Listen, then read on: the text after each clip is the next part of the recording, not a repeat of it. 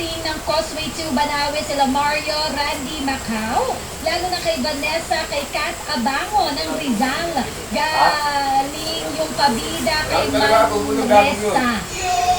Akala niya maano Pabida ako. mo ako din sa mama ko masipag at lagi nakikinig sa Win Radio.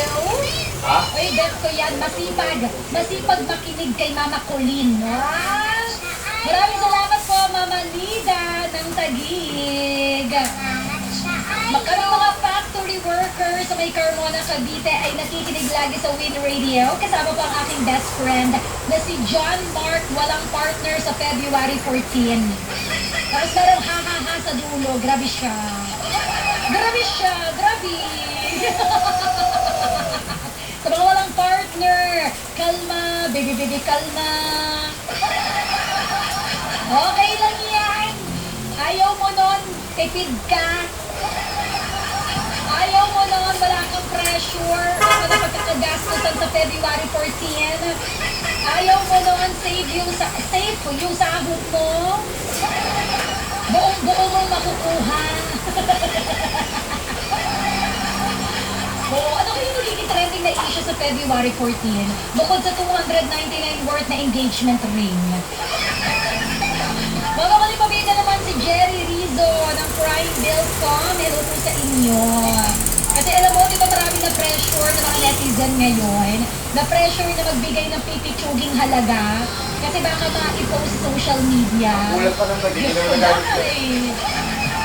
Ito. Pabida naman kay Joey na kumakain ngayon sa may Makati mula kay Kadjo.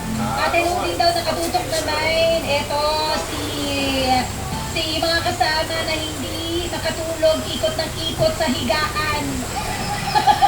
Habang nakikinig, si Kriza ng Cavite.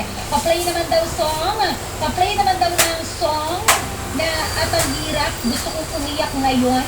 Coding ako, sabi ni Iko. Sana pala ikaw na lang tinawagan ko, no? Oo.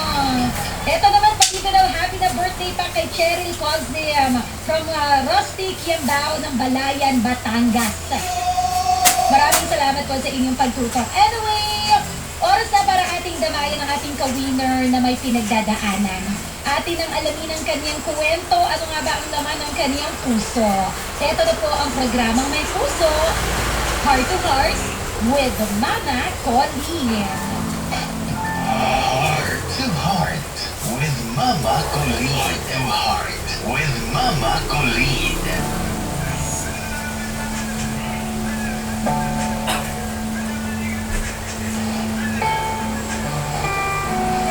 Welcome to Heart with Mama Colleen.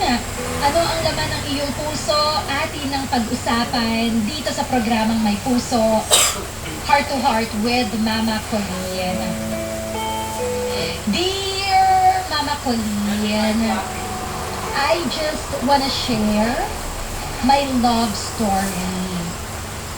At ngayon ko lang nalaman na hindi lahat ng love story ay merong happy ending. Itago nyo na lang po ako sa pangalan Elina. I am 19 years old from Quezon City. First year college student. I'm in a relationship and we've been in a relationship for 7 years. Actually, kakahiwalay lang namin dahil he cheated on me. Itago na lang po natin siya sa pangalang Mel. Oo, Mama Colleen, tama po kayo. Grade 7 pa lang po ako.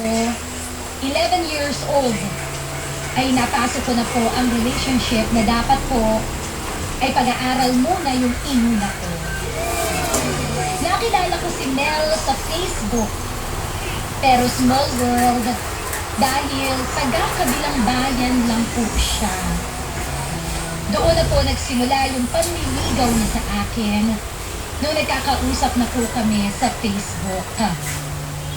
Siyempre po, hindi ko pa po alam dati yung mga ganyan-ganyan na kabilis. Oo, na mabilis ko pala siyang nasagot. Kasi syempre, nung tayo na yun, Mama Colleen, immature pa po kami. Napakilala ko siya sa parents ko nung grade 9 na kami. Kasi pareho po kaming takot dahil masyado pa kaming bata para pumasok sa relationship. Pero Mama Colleen, dumating din naman ang araw na yun na pareho naman po kaming naging legal.